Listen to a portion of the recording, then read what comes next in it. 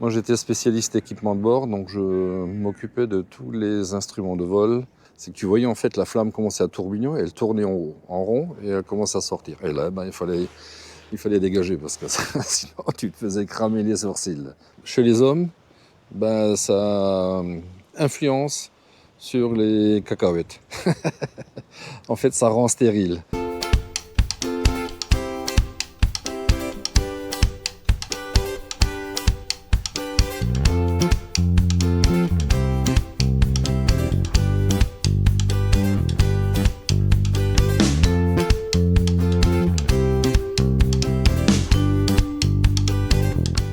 Bon les amis, le voyage continue. Donc là j'ai bougé, je suis arrivé à Romans-sur-Isère, juste à côté. Et je te prends avec moi pour le reste, ou pour la suite en fait du voyage. J'espère que la vidéo précédente t'aura plu. Ça change un peu des misères électriques et autres. Là je me rends tout doucement vers Saint-Martin-de-Crau. Mais je vais passer par, je pense aller à Mornas. Je ne sais pas si je m'arrête à Montélimar. Mornas, peut-être monter à Gordes, je ne sais pas encore exactement, je ne sais pas quel temps il fera. Je ne vais pas m'embêter non plus à grimper là-haut dans le village perché pour me rendre compte que ben, c'est pas possible. En fait, je ne sais pas du tout, je ne connais pas du tout ce village. Je vais descendre sur Avignon, donc Gordes se trouve de toute façon à côté d'Avignon. Voilà, je voulais monter sur le mont Ventoux, mais je pense que là maintenant le temps ne s'y prête guère. Ça a changé, il a plu tout à l'heure, ce matin il a fait beau, t'as vu? Non, t'as pas vu, parce que tu te souviens plus, c'était la semaine dernière, lorsque je suis allé visiter le tombeau du facteur cheval. Il a fait beau le matin. Là, ben, c'est l'après-midi, donc tu vois, c'est une semaine après. Non, non, c'est juste quelques heures après. C'est la joie du tournage et du montage. Voilà. Voilà, si tu es toujours encore avec moi, n'oublie pas de mettre un pouce, de mettre un commentaire, tu sais que c'est vachement important, t'abonner, et pour ceux qui ne sont pas encore, attention, hein, je vais vous gronder, n'oubliez pas, c'est vachement important. Dans la description, quelques bons plans, le petit bouton merci, si vous voulez, ça fait toujours plaisir, hein, franchement, je vous le dis, hein, c'est super sympa. Du coup, je me suis acheté des ravioles que j'ai mis au congélateur. Parce qu'apparemment, c'est comme ça que ça se prépare. Il faut les laisser de préférence quelques heures, voire 24 heures au congélateur. Donc, je les ferai demain. Eh oui, je regarde, moi, les recettes, là. Bon, du coup, ce soir, je vais me faire autre chose. Je vais faire une petite salade. Je ne sais pas si je t'avais déjà montré ce genre de choses. Je vais te montrer un peu ce que je fais. C'est un produit que j'ai acheté en Allemagne, mais que tu peux faire facilement chez toi. Tu prends du cervelas que tu coupes dans le sens de la longueur et tu en fais des lamelles très très fines. Je vais te montrer à quoi ça ressemble une fois que c'est coupé. Mais ça, ce n'est pas du cervelas, c'est un produit allemand. Voilà, donc tu vois, c'est à ça que ça ressemble. Voilà, là c'est ouvert et tu vois, ce sont des fines lamelles. Bon, tu auras peut-être du mal à les couper de cette façon. Et du coup, je vais mettre ça dans un saladier avec du fromage soit râpé, mais j'aime pas trop. Je préfère le gruyère en bloc, que je coupe également en fines lamelles, et j'en fais des petits dés que je mets avec le truc. Je mets des cornichons, des gros cornichons, et tu mélanges tout ça. Je pense plus que j'en ai. Il faudrait mettre en fait des oignons coupés en rondelles. Alors c'est bête parce que je sors à l'instant du petit Carrefour Market là à côté où j'ai acheté des ravioles et j'aurais pu me prendre des, des échalotes ou un truc comme ça. Je vais peut-être même y retourner, tiens. Et ensuite je mets ma petite vinaigrette secrète, tu sais, dont je t'avais parlé il y a très très longtemps. Et tu mélanges tout ça, que du bonheur, avec un morceau de pain. Et voilà. C'est une super salade.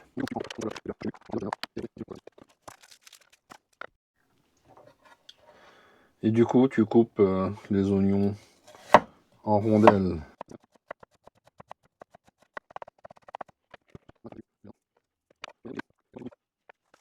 Et après, tu me chopes des super cornichons, là. Tu vois, les tout gros, là.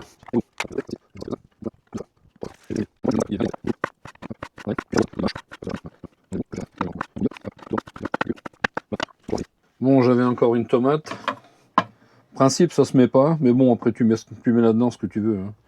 Et je vais couper ça également en petits dés. Ce sont les tomates à l'ancienne. Tu sais, les grosses, un peu les tomates côtelées, comme les cœurs de bœuf. Voilà, regarde ce que ça donne. Maintenant, vinaigrette. D'abord, tu mélanges tout ça et tu mets la vinaigrette. Ben voilà, comme tu peux le voir, c'est du rapide, vite fait. Comme dit, vinaigrette. Tu manges ça avec un morceau de pain. Alors, tu peux le faire en salade. Voilà, là, c'est pas fini encore. J'ai pas mis la vinaigrette, j'ai pas mélangé. Tu peux manger ça avec du pain, ou tu te fais une viande avec, ou tu fais ce que tu veux. Bon, moi, j'ai pas envie. Je me suis dit, je vais rester tranquillo ce soir, manger ma salade, et ça va le faire. Voilà, produit fini. Une bonne salade ce soir. Allez, bon appétit. Bon, on reprend la route. Je vais aller à Montélimar. On va aller voir un peu ce qui se passe là-bas. Je te prends avec moi. Allez, à toutes. C'est l'Isère.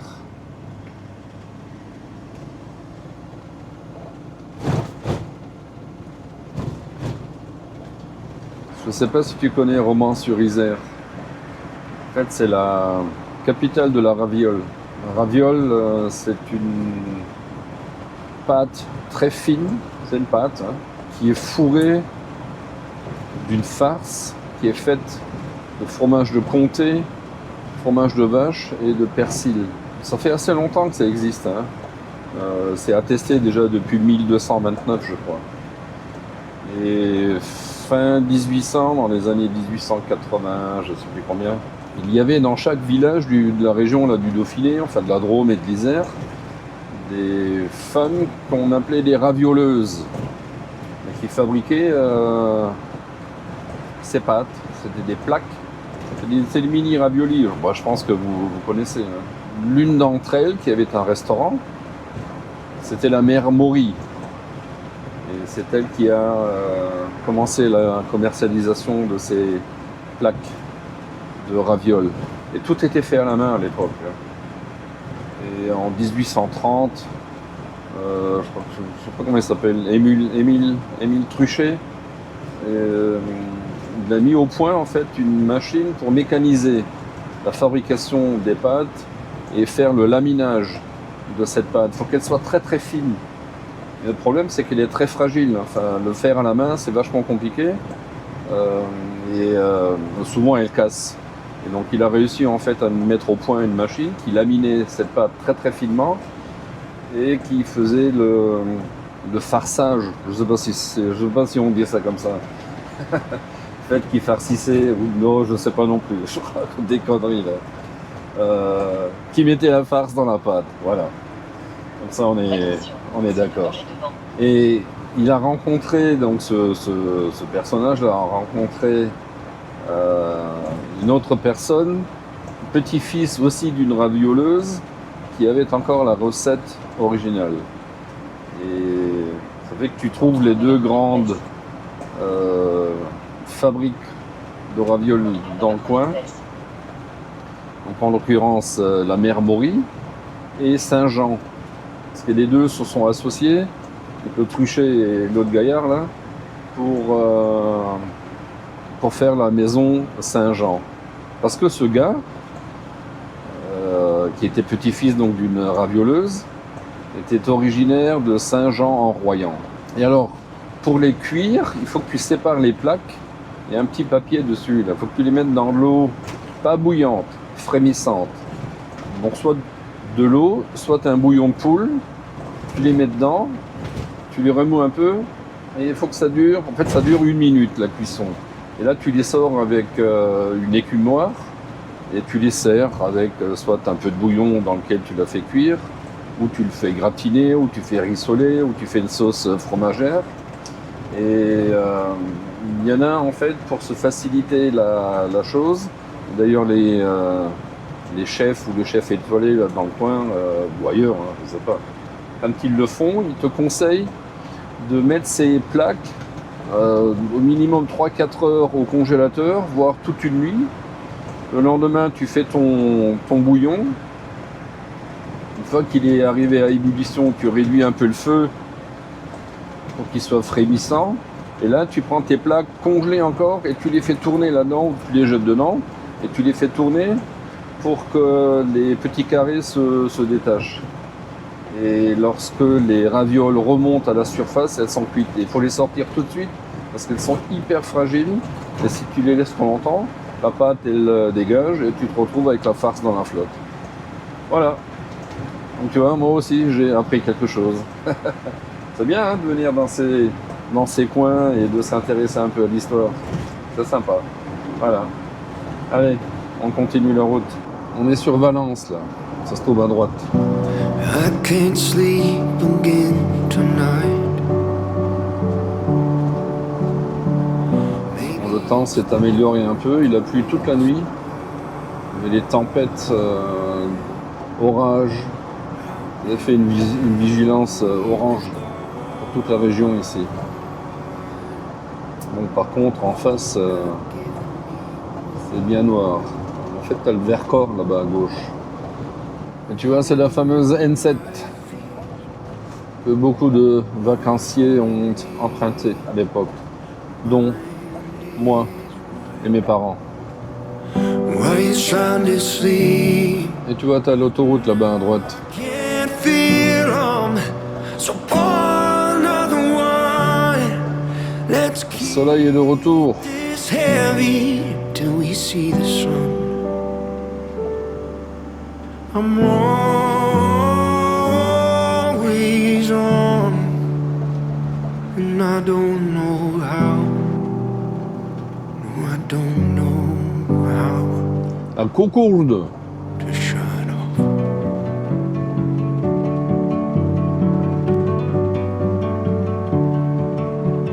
Tu vois, un Mirage 3C là. Bon mes amis, on est arrivé à l'endroit que je voulais visiter. Je vais te montrer ce que c'est. Je sais pas si tu vas aimer toi. Tu vois, c'est le musée de l'aviation, ou le musée de l'aviation de chasse. Je sais pas si tu vois le premier avion là devant, là, devant le camping-car, aux couleurs belges. Ben, en fait, c'est l'avion sur lequel j'ai travaillé. Je vais te montrer ça tout à l'heure. Voilà, tu vois, ça commence bien. C'est un porte-roquette qui était mis sous l'avion. C'est Matra qui fabriquait ça. Et ça permettait de tirer des roquettes, tu vois. Il y en a plusieurs ici. Donc ça se trouve ici, c'est à côté de Montélimar. Alors, c'est quoi? Novembre, février? Non, on n'y est pas encore. Ferme à 12h, ça ouvre à 13h30. Voilà. Il est 11h20, 11h25. Et voilà, la billetterie ferme 45 minutes avant la fermeture du musée. Donc ça se présente comme ça, tu vois. Je vais en profiter pour aller manger un petit truc et je reviendrai cet après-midi. Et là, je vais te montrer un machin. Et ça, c'est un truc, je suis persuadé que tu n'as jamais vu ça. À ton avis, c'est quoi ça? Regarde. Là, c'est bizarre ça, tu vois. Il y a un réacteur ici, une cabine, une remorque.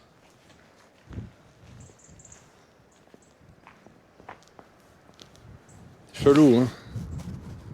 En fait, c'est une déneigeuse. Non, je t'assure. Donc le bazar, ça c'est un châssis d'autobus. Là, ils ont monté une cabine. Derrière, tu as une citerne de kérosène. Et ici, tu as un réacteur. Avec deux sorties. Tu vois, là devant, là. Le gars montait là-dedans, allumait le réacteur. Et il se mettait sur le tarmac, donc sur la piste, quand elle était enneigée ou pleine de glace. Et le réacteur, bien sûr, souffle de l'air chaud. Et les buses d'échappement là devant soufflaient en fait sur la piste, dégager la neige, dégager la glace et sécher la piste. Et comme ça, même en hiver, tu peux faire décoller les avions et les faire atterrir. C'est un truc vachement ingénieux. Et j'étais sur la base aérienne 133 de Nancy-Auchet. Donc je peux te dire que quand j'y étais, les hivers, c'était des hivers. On avait des périodes où il faisait moins 27, moins 30 degrés. De la neige, de la glace. Et alors, jour et nuit, il fallait que la piste soit dégagée. Hein. C'était une contrainte pour la protection de la France. Voilà, c'était comme ça.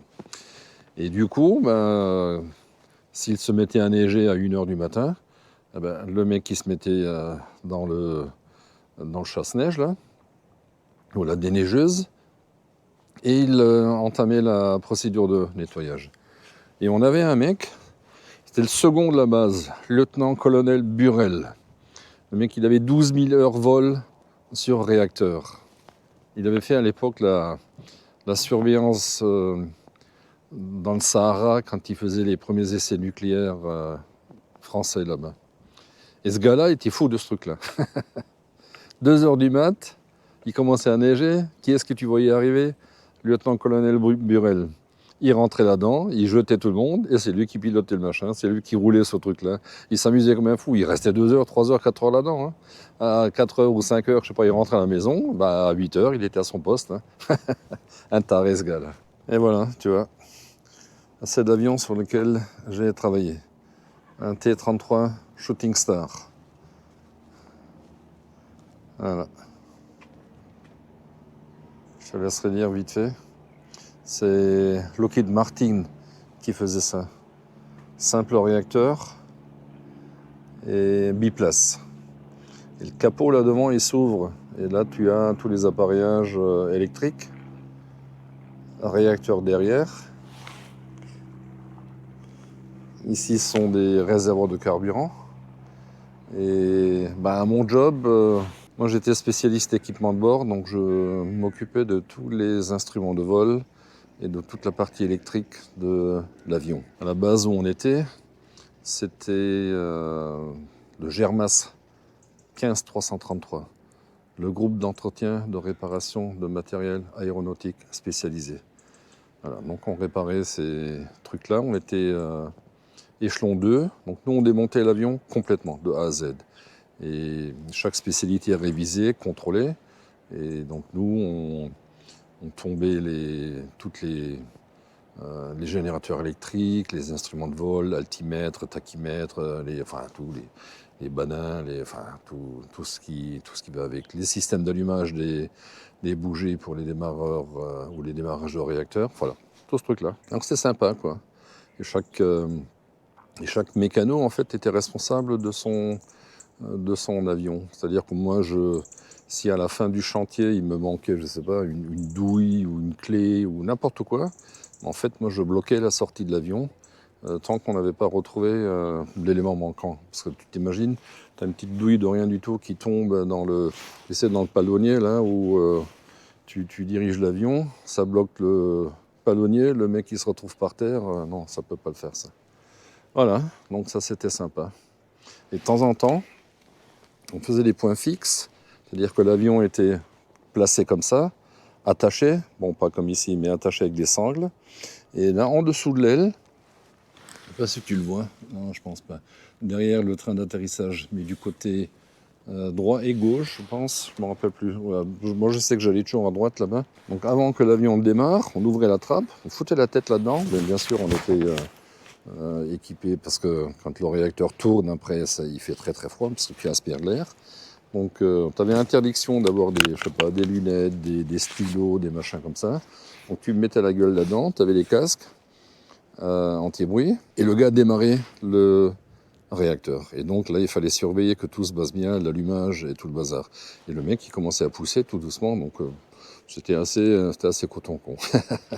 Ou alors il fallait qu'on se mette derrière à la sortie de la tuyère. Donc là derrière la sortie de la tuyère, tu vois ici là, on se mettait nous complètement derrière. Et le gars, donc pas le pilote, hein, c'était des mécanos qui étaient spécialement entraînés à cela. On est à côté de l'aéroport, de l'aérodrome hein, de Montélimar. Et donc on se mettait derrière la tuyère, le gars démarrait, nous on se mettait vraiment devant, lampe de poche, et on commençait à regarder la rotation du réacteur, donc des pales. Le carburant commençait à couler, donc tu voyais le carburant couler, donc là on se reculait. Et ensuite tu voyais l'allumage, donc tu avais plusieurs bougies autour, et se faisait l'allumage. Et en fait ce qui était bien, c'est génial en fait, c'est que tu voyais en fait la flamme commencer à tourbillonner, elle tournait en haut, en rond, et elle commençait à sortir. Et là, ben, il fallait dégager, parce que sinon tu te faisais cramer les sourcils. Et cet avion au début était un avion de chasse. Ici, tu l'as pas. Donc il y avait là devant, là, ici, tu avais des sorties canons. Il y avait donc des canons à l'intérieur et tu pouvais tirer. Mais ensuite, il a été transformé et c'est devenu un avion d'entraînement. Et sur la base où j'étais, c'était le CESV, donc le centre d'entraînement en vol sans visibilité. Donc les mecs qui rentraient là-dedans.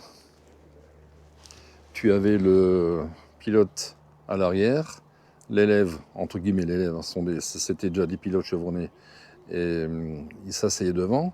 Et en fait, sur la canopée, là, il y avait un rideau. Il tirait le rideau et il faisait donc du vol sans visibilité, donc que aux instruments de bord. Donc c'est assez coton, quoi, comme truc. Et on avait, nous aussi, sur la base des T-33 de reconnaissance. C'est-à-dire qu'à l'avant, ici, là, tu avais des caméras de surveillance. Et ça, c'est un missile Matra R422, un Propergol solide. Tu vois, l'entrée du musée, ça se trouve ici. Je ne sais pas si tu peux rentrer déjà, si je peux encore rentrer ou s'il ferme effectivement à midi, quoi. Les mécanos, un planeur.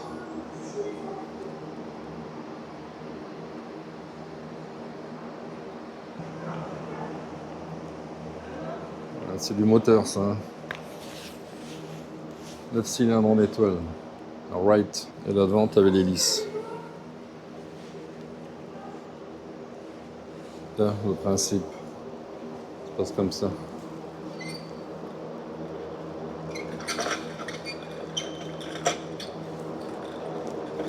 Bon, je pense pas que celui-là, il va démarrer. Hein. Ah, c'est du boulot, ça. Hein. Et tu vois, ça se présente comme ça. Bon, il faut que je revienne cet après-midi. Là, ils vont fermer. 13h30, réouverture. Là, je vais te montrer encore un tout petit peu le T-33 là-devant. Bon, c'est à contre-jour, là. Il n'y aura pas grand-chose. Enfin, quoique. Donc, tu as ici le tube pitot. C'est ce qui permet de mesurer la vitesse. Ici, tu as les entrées d'air. Il y avait une échelle qui était mise... Ah bon, et là-bas, tu vois, c'est ce que je te disais. Là, tu as la trappe par laquelle on rentrait. Donc, il fallait partir à quatre pattes et rentrer là-dedans. Et on avait la gueule. Là, derrière, le réacteur, il est juste là derrière. Et tu vois, le premier vol était en 48 de cet avion. Là. Et nous, on l'avait encore en 78, quand j'y étais. Et les avions qui restaient chez nous, en fait, ont été vendus aux Philippins. Je ne sais pas ce qu'ils en ont fait. Et même au début des années 2000, il existait encore des pays qui avaient cet avion en activité.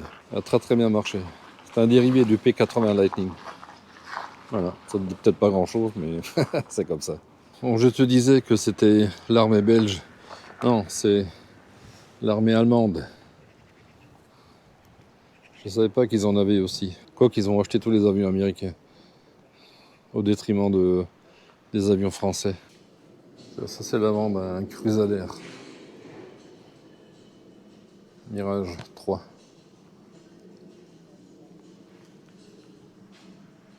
Armée de l'air suisse. Ça c'est l'intérieur du cockpit. C'est vétuste, hein. Tiens, le radar. Tiens, on regarde un siège éjectable. Je sais pas si c'est un Martin Baker. Soit tu tires soit là-haut sur la manette, ou tu tires ici. Et le tout, il part. Regarde, ça, ce sont les anciens. Différents types. En fait, tu vois, ce sont que des Siège Martin Becker. Je sais pas s'il y en a d'autres qui fabriquent. Bah, les Chinois, certainement les Russes. Mais chez nous, c'était principalement ça. Aussi encore un Mirage 3, tu vois. Regarde les canons là en dessous, là. Tu vois, ici, là. Je sais pas ce que c'est peut-être un F1, ça. Faut que je regarde voir. Tu vois, c'est la même chose que je t'avais montré sur l'autre, le T33, les tubes Pitot. C'est un Mirage 3 BS, tu vois. Et ça, c'est un Mirage 3S.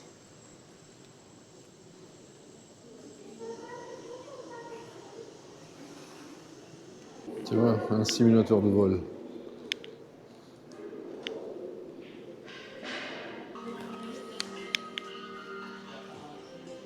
Alors, heureusement qu'ils avaient autre chose que ça à l'époque hein, pour voler. Hein. Canopée éjectable. Voilà.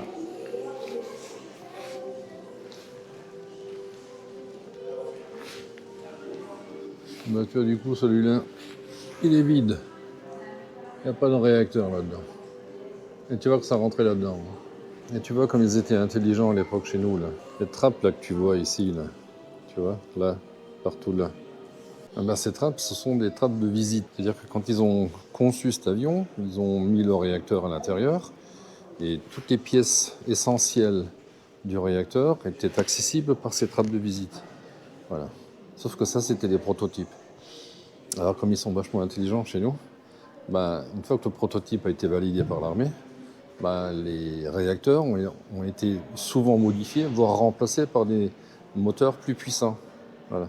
Et quand tu ouvrais la trappe de visite, ben, il n'y avait plus rien en face. Il fallait que tu mettes la main dedans, le bras, tu te faisais chier comme c'est pas possible parce que plus rien n'était en place. Et comme ils ne pouvaient plus modifier la coque de l'avion, ben, ça restait comme ça. Et toi, en tant que mécano derrière, tu t'emmerdais comme un poisson pourri là, putain.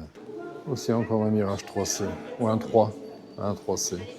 Regarde, là tu as les canons, tu vois, qui viennent se greffer là en dessous, ce sont des 30 mm.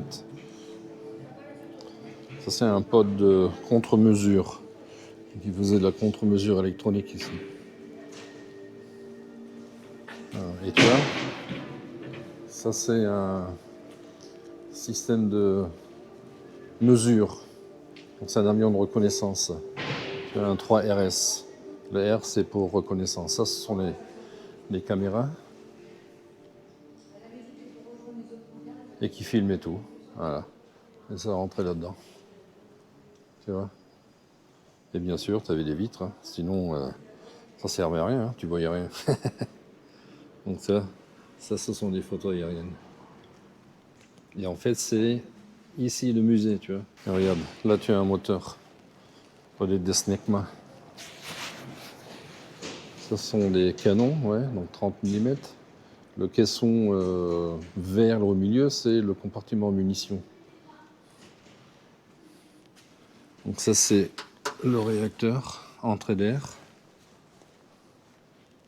Voilà.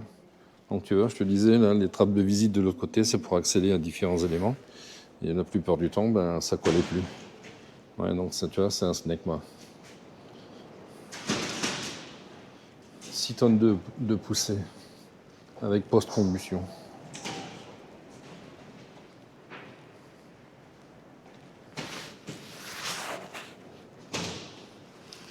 Voilà, c'est à ça que ça ressemble. Si tu n'as jamais vu. Donc tu vois la taille en fait du moteur. Ben, en fait c'est l'avion. Hein. L'avion est tellement grand à cause du moteur. Quoi. Bon, celui-là il a chauffé déjà. Et tu vois tout ça c'est français. De fabrication, hein. C'est Dassault. Dassault Aviation qui fait ça. Ainsi que ceux-là. Tu vois les jets privés. Les Falcon, les Super Falcon. Et tu vois ça c'est un Mirage 3C. Donc chasse. Le 3C, tu le reconnais avec l'empennage qui est cassé là, tu vois. Et tous les 3C sont comme ça.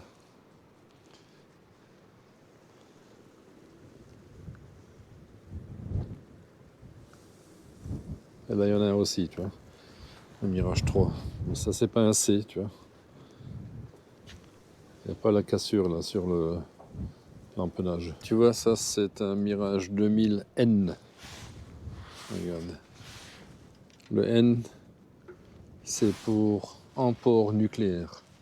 Donc lui, il pouvait... C'est pas qu'il pouvait, c'est que lui, il trimballait la bombe atomique.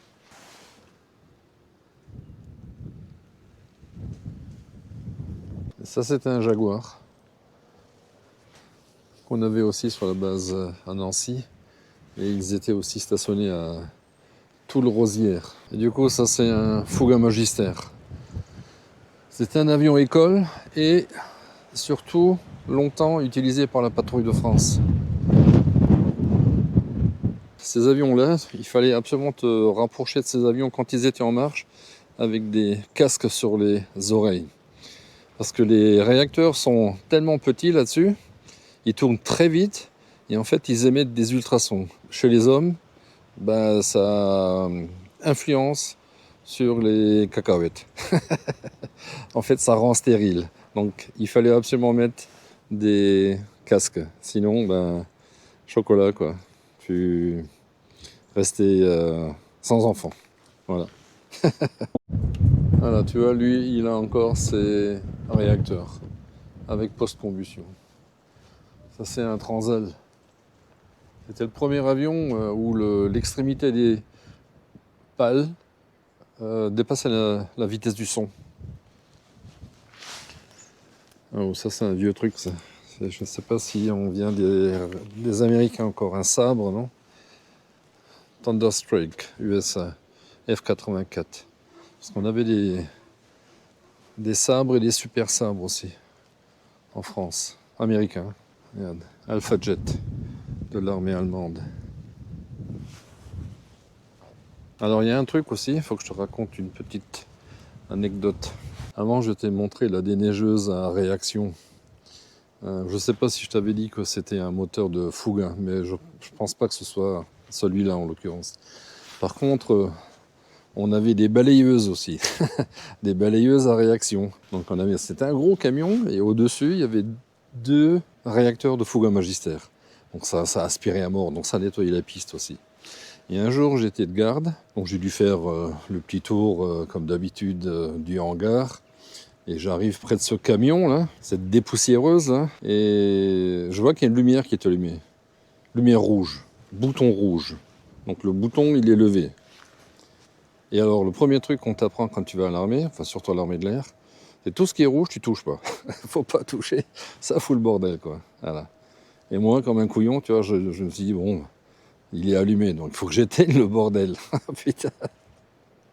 Donc je bascule le bouton et j'entends pouf. Putain, j'ai dit, qu'est-ce qui se passe? Bon, je me suis sauvé d'abord. Hein. Bon, je suis revenu, je me suis dit, merde, j'ai pas compris. J'ai essayé de trouver le coupe-batterie, j'ai trouvé le coupe-batterie, c'est bon. Donc j'ai signalé direct à l'officier de permanence et je me suis pris une ronflante parce que, en fait, tout simplement, ce bouton-là, c'était l'extinction automatique des réacteurs au-dessus. Donc ça a envoyé en fait de la poudre dans les réacteurs. Il y en avait partout. Il fallait qu'ils démontent les déréacteurs, faire un nettoyage. C'était un boulot d'une semaine. Voilà. Et ils m'ont plus jamais envoyé surveiller après les avions. C'est impressionnant quand même. Hein. On avait ça lorsque j'étais à l'école technique de l'armée de l'air. On en avait un qui était donc un avion école, en fait pour nous, les mécanos. Pour qu'on puisse apprendre. Parce qu'on était à l'école, mais on ne savait pas sur quel avion on allait travailler en sortie d'école. Donc on travaillait sur les Mirages, on travaillait sur les Transal, on travaillait sur des Nord Atlas, des trucs à double queue là. On travaillait sur du SMB2, sur du sabre, du super sabre. Et moi j'ai été muté donc sur T-33 Shooting Star. Mes copains, certains sont allés dans l'unité juste à côté sur les Mirage 3. Et j'ai fait une boulette là, encore une. J'ai fait que ça, la boulette. Bah, en fait, j'étais jeune, hein, j'avais 18 ans. Et j'étais tombé amoureux d'une fille de chez moi. Et je suis sorti... Donc je suis sorti avec elle. Je l'ai rencontrée après coup, hein, j'étais déjà à l'armée. Et du coup, j'étais 4e de promo à la sortie de l'école. Et donc j'avais le choix de toutes les bases en France. Et pour elle, j'ai choisi la base de Nancy. Donc c'était le plus proche de chez moi. Et mon pote, qui était dernier de la classe, et qui a réussi quand même, et qui était classé dernier, a pris la base d'Istres, centre d'essai en vol, la plus grosse base en France. Le mec, il volait pratiquement tous les jours. Écoute, c'était la meilleure place de tous. Voilà. Et moi, je suis monté à Nancy. Et devine, et 15 jours après, il m'a largué. J'étais là comme un con, dans l'Est, à -30. Voilà, tranquillou. C'était sympa. Donc tu vois, on m'a toujours dit, ne prends pas tes décisions en fonction de ton cœur. Voilà, tu prends les décisions rationnelles, point barre, et c'est tout. Et ensuite, voilà. Maintenant, comme dit, je ne regrette pas, hein, parce que partant de là, ben, j'ai pu rencontrer mon épouse, avoir mes enfants, et voilà, si j'avais pas fait ça, si j'avais été à Istres, ben, j'aurais pas mes enfants aujourd'hui. Et ça, c'est inconcevable. Voilà, tu vois, comme quoi la vie, bizarre, comment elle est faite. Ah oui, faut faire avec. Tu vois, ça c'est le Mirage F1. Alors c'est pareil, à l'époque, dans les années 80, en fait, la Belgique avait le choix entre le F1 et le F16 américain. Et ben, comme ils ont tous l'esprit européen, ben, les Belges ont choisi le F16. Et voilà. On te parle d'Union européenne. D'Union européenne. Aujourd'hui, on a un des meilleurs avions au monde, qui est le Rafale. Et nouveau pareil, les Allemands. Et là, récemment, les Belges. Ils ont fait l'acquisition de 4 F-35 américains. Voilà. En disant que ben, le Rafale, c'est de la merde. Sauf que le F-35, pour le faire voler, ben, il faut l'autorisation des Américains. Donc si le mec, l'Amérique, derrière, coupe le bouton ou tourne le bouton, ben, ils ne volent plus. Hein. Ils ne peuvent rien faire. Ils coûtent la peau des fesses. D'ailleurs, un sur les 4 n'est pas arrivé parce qu'il est tombé en rideau. Donc voilà. Ça, c'est l'Union européenne. Tu vois. Allez, on continue. Après, on va aller visiter la Caravelle là-bas. Tu vois, c'est quand même impressionnant ce truc-là. Et tu t'imagines aujourd'hui le A400M, quadrimoteur, il a 2 fois la taille de ce truc-là. Donc en fait, c'est le musée de l'aviation européenne. Caravelle. Mirage 2000. On va essayer de faire le tour. Tiens, il y a un broussard là-bas. J'ai volé là-dessus. Alors, et là-bas, ils font la restauration. On va aller voir ça tout à l'heure. Et tu vois, ça c'était un Caravelle du centre d'essai en vol, certainement de Istres.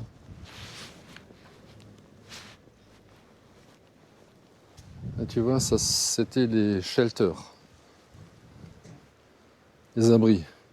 Enfin, tu vois, ça s'appelait shelter parce que ça venait des Américains. Et en fait, tu te demandes, sans les Américains, on serait quoi aujourd'hui? Incapable de faire quoi que ce soit. Il n'y a que Dassault récemment qui fait de bons trucs. Et depuis que Dassault, en fait, oui, bon, il y a eu les anciens à l'époque pendant les guerres 14-18, 39-45, des super avions, hein. Mais toute l'infrastructure autour, tout ce qui tourne autour, c'est américain. C'est. Voilà, bon. Et avec nos politiques aujourd'hui, tu vois, en fait, le porte-avions à Charles de Gaulle, les catapultes et tout le bazar, ben, c'est un truc qui a été vendu, donc un brevet qui a été vendu aux Américains. Tu vois, voilà. Les sous-marins nucléaires français, les turbines Arabelle, vendus. Comment dire, des armes de défense nationale, et nos politiciens ont vendu ça. En l'occurrence, hein, le petit là, Jupiter, il a vendu ce truc. J'ai dit, en temps de guerre, tu te mets devant un mur et tu es fusillé pour ça. Hein. Non, eux ils balancent, ils vendent. Le pire c'est qu'ils vendent et ils rachètent le 3 fois le prix. Voilà. Et voilà, on part pour les Caraïbes. Ladies and gentlemen, welcome aboard. Enfin, quoi que dans celui-là, qui était au centre d'essai en vol, je ne sais pas si ils allaient aux Caraïbes. Quoique. Bonjour mon âme. Comment allez-vous?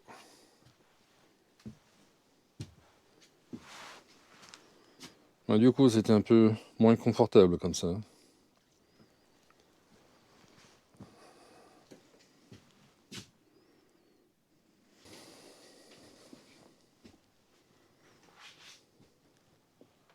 Bah oui, Centre d'essai en vol.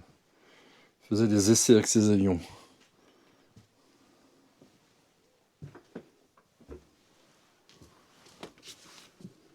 C'est vétuste.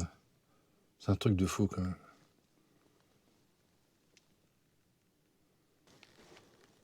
Ouais, 2-3 boutons, ça le fait quoi. J'avais pas vu. Bonjour monsieur. Ouais, c'est sympa. Écoute, comme dit, pareil. Pour tout le reste, si t'es dans le coin, bah, n'hésite pas. C'est intéressant. Si t'as des enfants, ils découvrent un tas de choses. Il y a pas mal de choses que tu peux leur expliquer et qu'ils peuvent surtout découvrir. Sympa. Tiens, ça c'est un brossard. J'ai fait mon premier saut en parachute là-dessus. Tu vois. C'est un avion de liaison, de transport. Et un jour, on était en déplacement, enfin, on était en manœuvre à côté de Dijon. Et quand les manœuvres étaient finies, je t'ai parlé tout à l'heure du lieutenant-colonel Burel, le fanat là, des neigeuses à réaction. Ben, il est venu avec ça. Et quand c'était fini, il nous a dit, enfin, il est venu vers nous en disant si quelqu'un est intéressé de rentrer avec moi, oh, tout de suite, on est rentré là-dedans, on était 4. Et on est parti sur Nancy, de Dijon, là-dedans, dans le broussard, avec un pilote de chasse. Alors je te dis pas, tu nous mettais une olive dans les fesses, t'avais 5 litres d'huile qui sortaient. Un taré ce gars-là. Et quand on est arrivé sur Nancy, ben, il a fait une approche chasse. Il est venu, il s'est posé sur l'aile, comme ça il est descendu, je pensais que c'était ma dernière heure. Et voilà, on a mis, je sais pas, une demi-heure pour rentrer, les autres ils ont mis 4 heures avec le camion de merde. Voilà, sympa. Et tu vois, ça c'est l'atelier restauration. Il récupère les avions et il les restaure. Ça doit être un prototype. Le truc là-devant, là, il me paraît un peu bizarre. Un Gloster Meteor. Ouais. Oh, ça c'est un F-111, ça. Breitling. Et un truc, ça tenait pas en l'air, ça tombait constamment. Mais regarde, les ailes toutes petites, le moteur, il commençait là-devant, jusque là. Les Allemands, on avait beaucoup, ça fumait à mort. Et ben, en fait, ça tenait pas. Hein. Les ailes étaient trop petites, c'était mal conçu. F-104, pas un F-111, pardon. Le F-111, c'est un gros truc, c'est un bombardier. Superstar Factor, 1960, c'est mon année de naissance. Encore un T-33, Shooting Star. Escadron Cigogne. Et un deuxième. A peut-être bossé dessus, moi. Je sais pas. Canada. Ouais. Quand il n'y en a plus, il y en a encore. Tu vois, Mirage F1. Avec les mécanos qui sortent le moteur, tu vois. Ça, j'ai connu ça.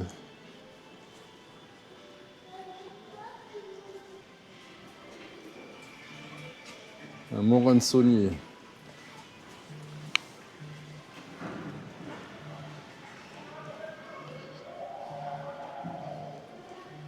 C'est un biplace, ça. C'est un gros, ça. Je sais pas ce que c'est. Et tu vois ce truc-là, hein, c'est un inverseur de poussée. C'est-à-dire que quand l'avion atterrissait, les côtés là, ils s'ouvraient, tu vois, là où tu vois à travers. Et ce truc-là se baissait, ça faisait que le flux du réacteur sortait vers l'avant et freinait l'avion, en plus des aérofreins. T'as vu la taille? Ah, regarde, je suis à côté là.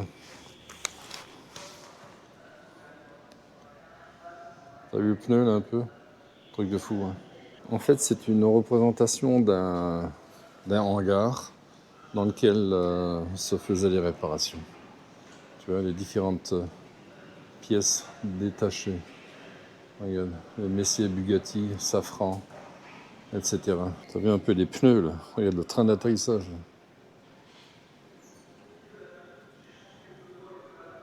Et c'est juste un morceau. Hein. T'as vu les freins? Un Saab. Voilà, le Vigen. Tu as vu la caméra là-haut? C'était pour le pilote à l'arrière ou le navigateur. Une roue principale d'un Concorde. Alors ça, c'est le clou du spectacle. Un Mirage 4A. Il y avait toujours un avion en vol, 24 heures sur 24. C'était un avion de dissuasion. Il portait la bombe nucléaire.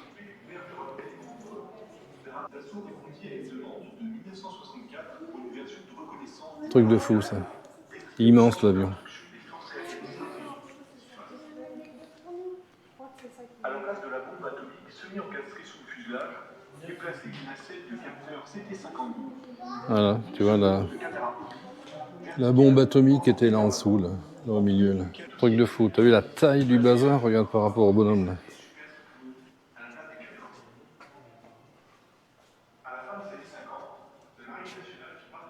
Incroyable. Regarde à côté d'un F1. T'as vu un peu la taille du bazar? En fait, tu vois, c'est la première fois où je suis aussi près d'un truc comme ça. C'est impressionnant.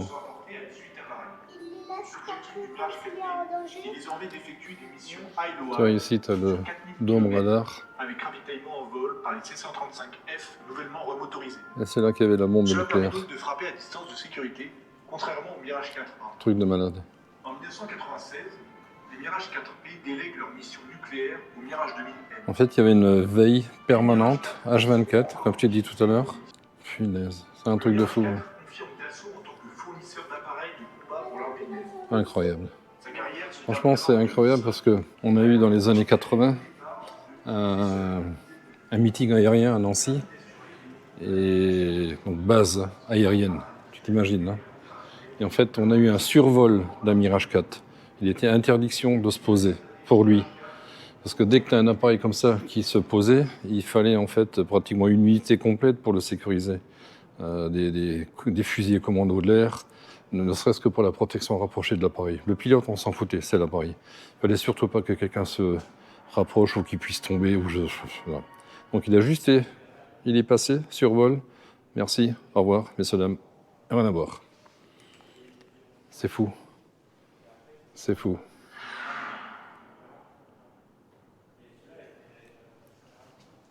Un truc de malade. La taille du bazar.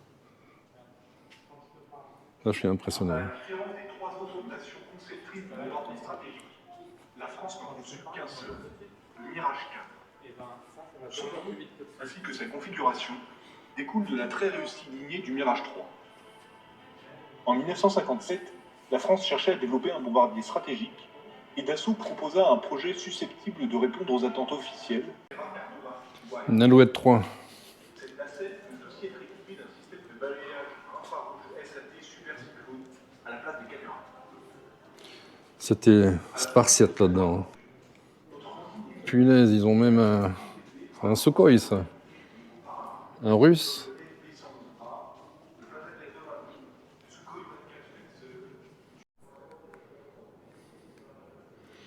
Mirage 2000B, biplace. Ouais, ça c'est un radar, ça. Sacrée taille, ces trucs-là. Ça, c'est un Crusader, ça. On va voir. Ouais, on avait ça dans la marine en France, les avions américains. Et ça a été remplacé depuis, heureusement.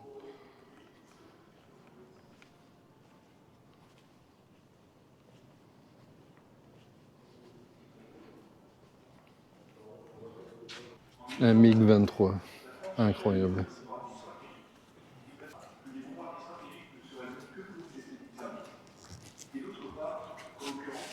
Jaguar, Super 4. Tu vois, eux, ils avaient un peu plus d'accès.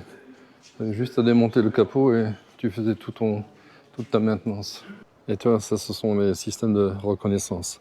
Radar, détection et tout ça.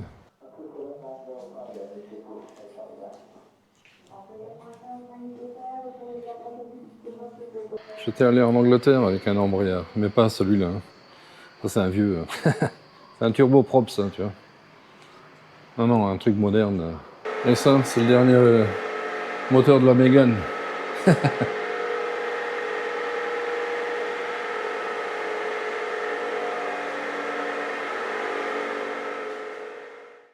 Bon les amis, j'ai fini la visite du musée. J'ai bien aimé, il y a de beaux trucs dedans. J'étais impressionné par le Mirage 4. Ben, j'espère que ça t'a plu. Et je ne sais pas si je dors ici ou si je bouge ce soir. Il est 15h15, bon on verra. Allez, et sinon, ben, je te prendrai avec moi. Allez, à plus. Voilà les amis, je pense que vous l'aurez deviné. C'est sur ces images que se termine cette vidéo. J'espère qu'elle t'a plu. Écoute, moi, elle m'a... Franchement, moi j'ai bien aimé. La visite du musée, ça m'a rappelé de bons souvenirs lorsque j'étais jeune. Et fou et inconscient. Non, voilà, c'était sympa. J'espère que ça t'a plu aussi. Bah, si c'est le cas, bah, écoute, tu n'oublie pas de mettre un pouce, de t'abonner si ce n'est pas encore fait. Toujours les bons plans dans la description, n'hésite pas, c'est intéressant, voilà. Je vais affiner un peu ce truc-là encore, et je vais créer une petite boutique Amazon pour les bons plans, voilà. Pour les choses que nous utilisons ouais, parfois au quotidien, voilà. Bah écoute, je te dis à la prochaine vidéo, on ira sur... Saint-Martin-de-Crau et Canet-en-Roussillon, avant de descendre en Espagne. En principe, si tout va bien. Allez, sur ce, je te dis ciao, à bientôt.